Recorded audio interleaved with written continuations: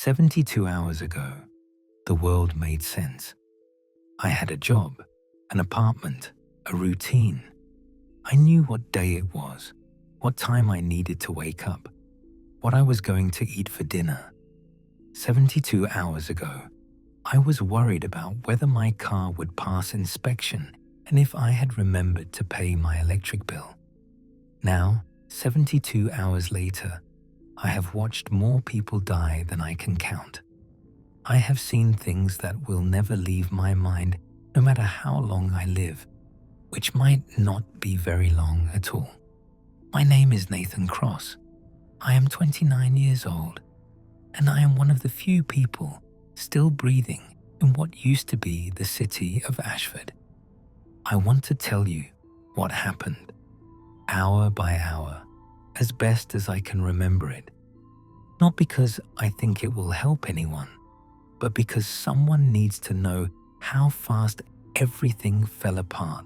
Someone needs to understand that when the end comes, it does not announce itself. It just arrives, and by the time you realize what is happening, half the people you know are already dead. This is what the first 72 hours looked like from where I was standing. Hour zero. That is what I call it now. The moment everything changed, even though I did not know it yet. I was at work, the night shift at the Ashford Regional Distribution Centre. It was around 11 at night, and I was supervising a crew unloading pallets from a truck that had come in from Portland.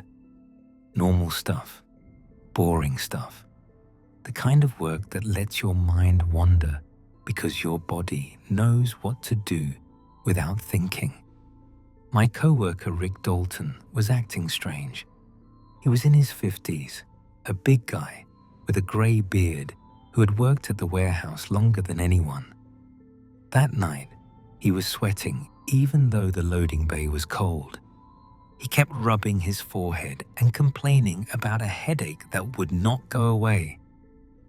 I asked him if he was okay. He told me he had been bitten by some homeless guy outside a gas station that morning. Just a scratch, really. The guy had grabbed his arm and nicked him with his teeth before Rick shoved him away.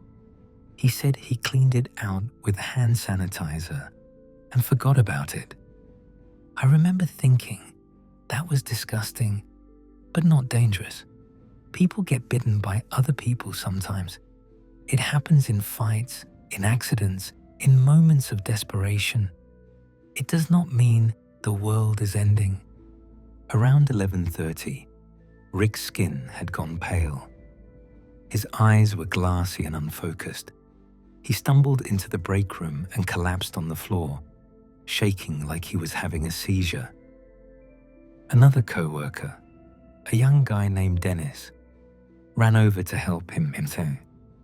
Rick grabbed Dennis by the collar and bit into his forearm so hard I heard the bone crack. I do not remember making the decision to run. My body just moved. I grabbed a box cutter from my belt and backed away as Rick tore into Dennis, as Dennis screamed and thrashed and tried to push him off. Other workers were shouting, running toward them, trying to help. I knew somehow that helping was the wrong choice. The loading bay doors were open. I could see shapes stumbling in from the parking lot. More of them, moving wrong, their limbs jerking, their heads lolling to the side. I ran for my car, got inside, and peeled out of the lot so fast my tires left marks on the concrete. In my rearview mirror, I watched the warehouse lights flicker. I could hear screaming even through my closed windows, even over the sound of my engine. That was hour one. The next few hours were a blur of confusion and denial. I drove toward downtown Ashford, trying to understand what I had just seen. The streets were strangely empty at first.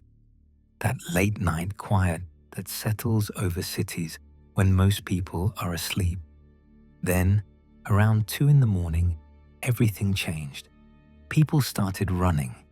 Not jogging, not hurrying. Running like their lives depended on it, because their lives depended on it. I saw a car crash into a storefront. The driver slumped over the wheel, something moving in the back seat. I saw a woman in a bathrobe sprinting down the sidewalk with a child in her arms. I saw a man standing in the middle of an intersection, just standing there, his head tilted back like he was looking at the stars. When my headlights hit him, I saw that his throat was torn out. I tried calling 911. Busy signal. I tried again. Busy signal. I tried a third time and got a recorded message telling me to remain calm and shelter in place. By hour 7, I had made a decision. I would go to Ashford General Hospital. Hospitals meant doctors, authority figures, people who knew what to do. If anyone had answers, they would be there. I was wrong. The parking lot of Ashford General was a nightmare. Abandoned cars with their doors hanging open. Bodies on the ground, some of them moving, some of them not. People fighting, screaming, running in every direction. The emergency room entrance was a wall of chaos, people pushing to get in, while other people pushed to get out. I saw a woman in blood-soaked scrubs running toward me. She was maybe 30, with short hair and wide eyes that had seen too much. She grabbed my arm and told me we needed to go, that the hospital was gone, that the infected were everywhere inside. Her name was Maya Okonkwo. She was a nurse. She told me she had watched doctors and patients turn within minutes of being bitten. She told me there was only one rule now. Do not get bitten and do not hesitate.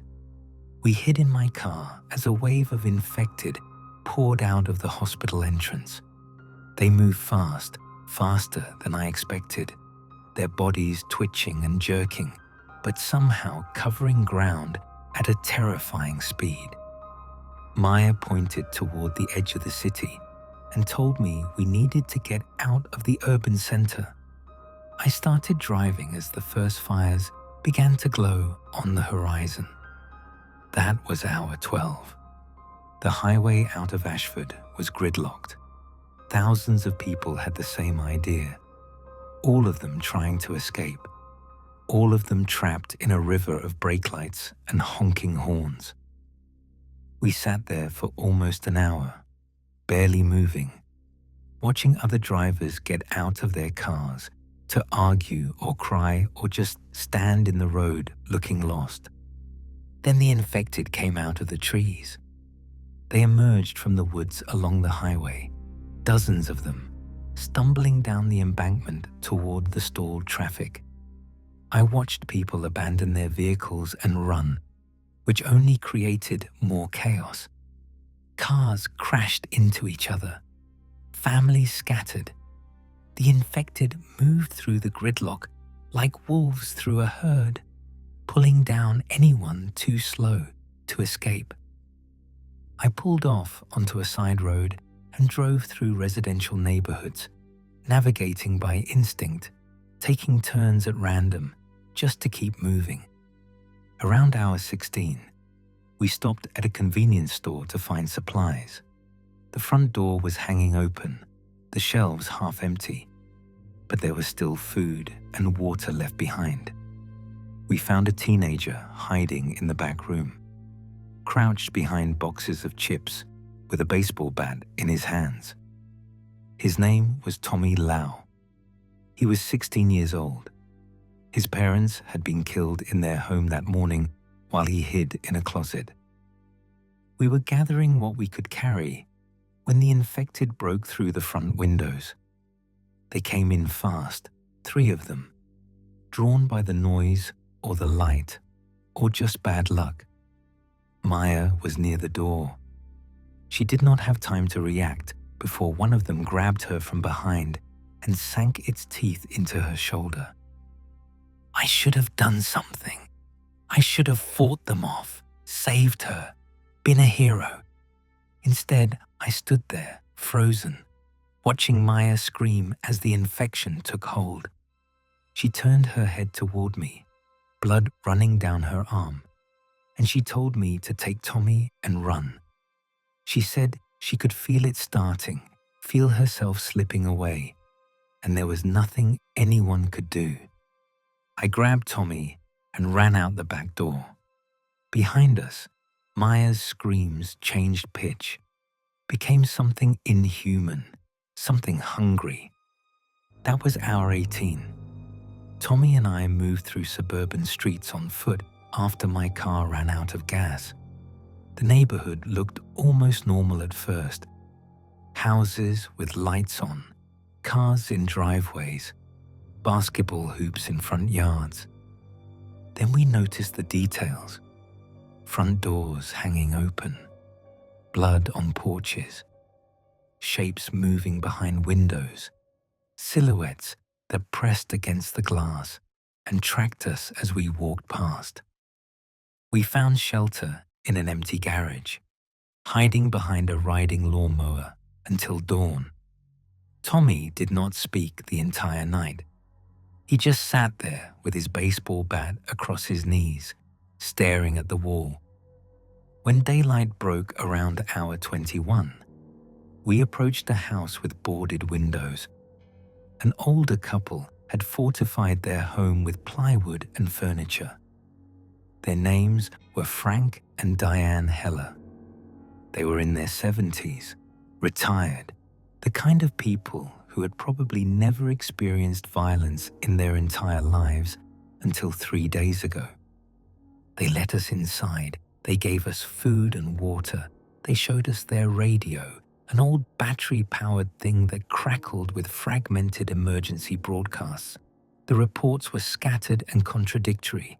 Major cities overwhelmed, military response failing, government urging citizens to shelter in place. No one seemed to know what was happening or how to stop it. Frank showed me a hunting rifle he had not fired in 20 years. He asked me if I knew how to use it. I told him I had been to a shooting range a few times, which was not exactly confidence-inspiring, but it was better than nothing. That night, a horde passed through the neighborhood.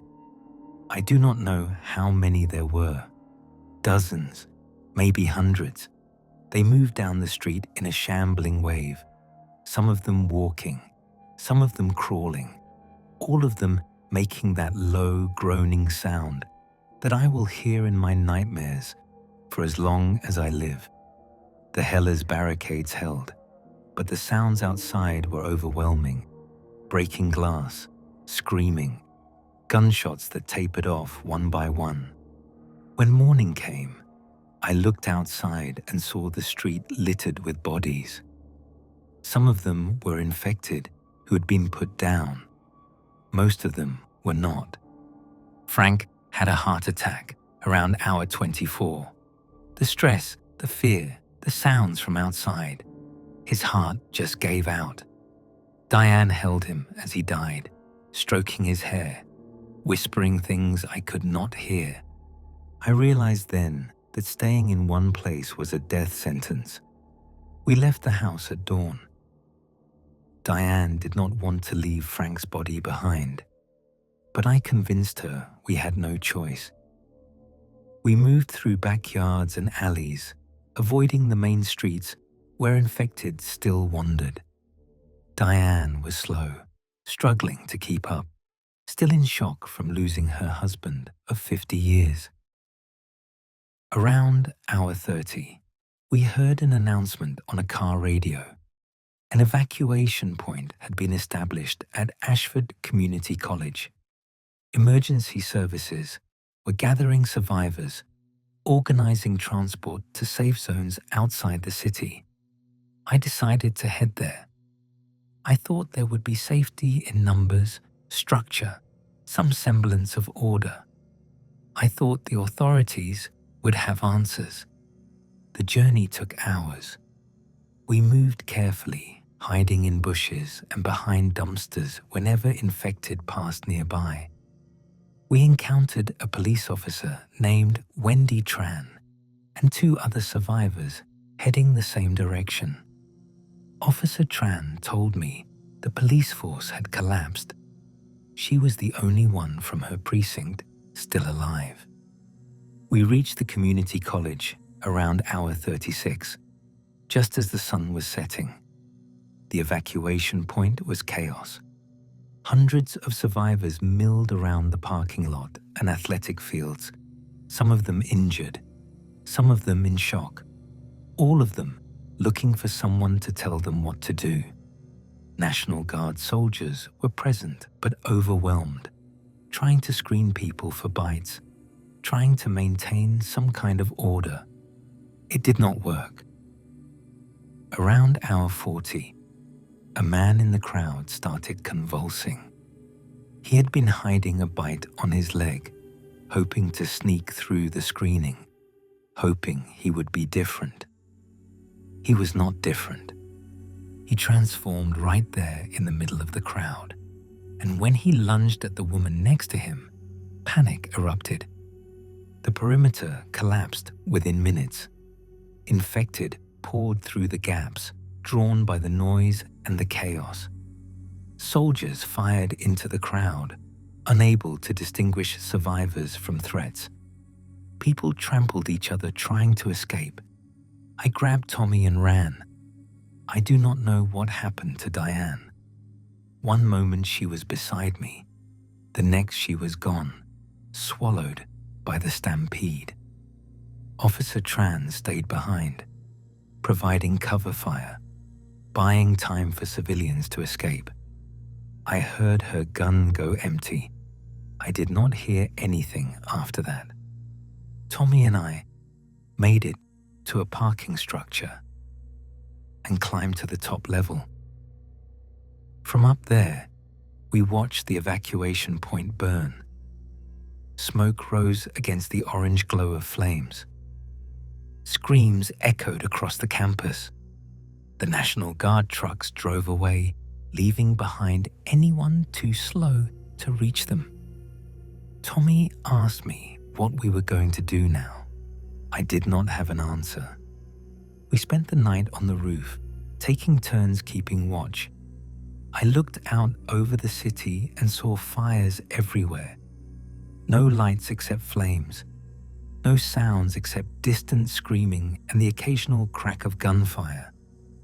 In 48 hours, civilization had effectively ended. At dawn on day 3, we descended from the parking structure. That is when we met Liam Reese. Liam was a former Marine, maybe 35 years old, with the kind of calm confidence that comes from training and experience. He was leading a small group of survivors, 5 people total, including a young woman named Cassie, who had been a college student 3 days earlier. Liam had a plan: reach a marina on the coast, find a boat, get away from the mainland. It was the first plan I had heard that made any sense. We joined them. Moving through the destroyed city was slow and terrifying. The infected were everywhere now, and Liam confirmed what I had started to suspect. They were getting smarter. They hunted in groups. They remembered locations. They set ambushes at choke points and waited for survivors to walk into them. Around hour 60, we walked into one of those ambushes. The underpass seemed clear when we entered. It was not. They came from both ends, cutting off our escape routes, at least 20 of them converging on our position. Liam organized a defense, shouting orders, directing fire, trying to create an opening. There were too many. Cassie was pulled down right in front of me. I tried to grab her, tried to pull her free, but there were 3 of them on her, and I could not hold on. She screamed my name as they dragged her into the darkness. Liam used the last of his ammunition to create an opening. He told me to take Tommy and the others and run, that he would hold them off as long as he could. I do not know if he survived. I did not look back. We reached the marina at dawn on day 4, hour 72. Most of the boats were gone, taken by other survivors who had the same idea. The docks were littered with abandoned supplies, dropped bags, bloody footprints leading nowhere. We searched until we found a small fishing boat tucked behind a storage building. The keys were not in the ignition, but I knew enough about engines to hotwire it. Tommy kept watch while I worked. The other 2 survivors, a man and a woman whose names I never learned, stood at the end of the dock with makeshift weapons, waiting for the infected they knew were coming. They came as the engine turned over. A dozen of them, maybe more, pouring down the boat ramp toward the docks. I threw the boat into reverse and pulled away just as the first one reached the edge. It lunged for us and fell into the water, sinking immediately, dragged down by whatever was left of its ruined body. We motored out into the bay as the sun rose over the mountains. I am writing this from the boat. We have been on the water for 6 hours now, drifting along the coast, staying far enough from shore that the infected cannot reach us. Tommy is asleep in the cabin, exhausted beyond words. The other 2 survivors are sitting at the stern, staring at the smoke rising from the city we left behind. I do not know what comes next. The boat has enough fuel to reach the islands off the coast. Maybe there are other survivors there. Maybe there is nothing. Maybe the infection has already spread everywhere and there is nowhere left to run. I have no way of knowing. What I do know is this. 72 hours ago, I was worried about my car passing inspection. Now I have watched more people die than I can count.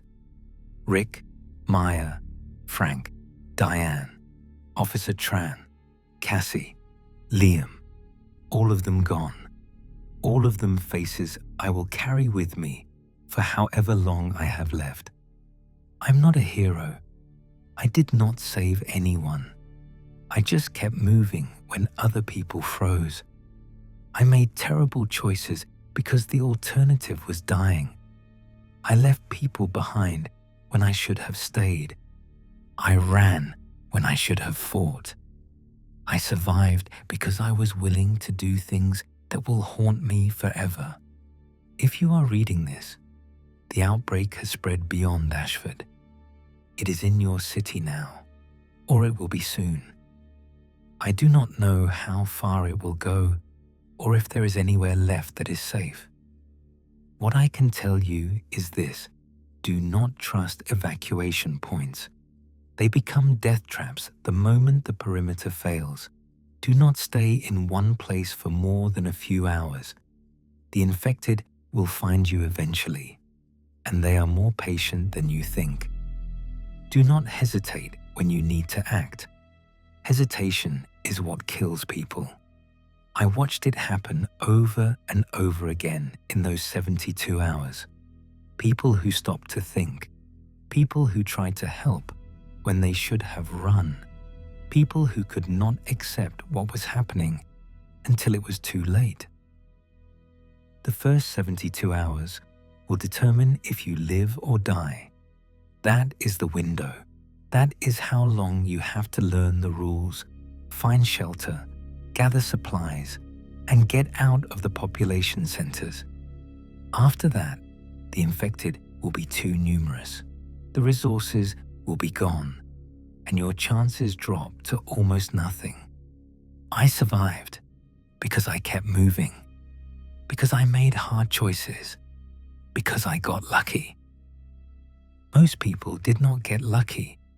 Most people did not survive. I can see the islands on the horizon now, small shapes rising from the water, dark against the morning sky. Tommy has woken up and is standing beside me, watching them grow larger as we approach. He has not spoken much in the last day, but he asked me just now if I think there will be people there. I told him, I hope so. It is the only thing I can say anymore. I hope. I hope there are survivors. I hope there is food and shelter and some kind of future waiting for us. I hope the infection can be stopped, that someone somewhere is working on a cure, that the world will rebuild itself from whatever is left. But hope is not a plan. Hope is what you hold on to when the plan fails. Right now, all I have is a boat with a quarter tank of fuel, a teenager who has not smiled in 3 days, and 2 strangers who might not make it through the night. It is more than most people have. It has been 72 hours since the world ended. I am still here. I do not know for how long. But if you are reading this and you are still alive, then you have a chance. Do not waste it. Keep moving. Trust no one who has been bitten. And whatever you do not stop fighting. The dead do not get tired. You do not have that luxury anymore.